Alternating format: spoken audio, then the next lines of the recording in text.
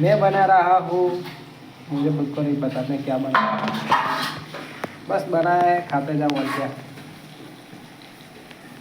ये शायद सब्जी तो मेरा बना ही है, मुझे ऐसा लगता है कि मैं सेव टमाटर बना रहा हूँ। इसको थोड़ा और पकाएंगे।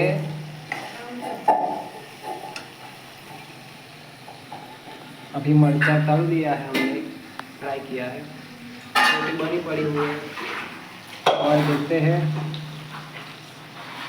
3 दाना भी सेक लिया है।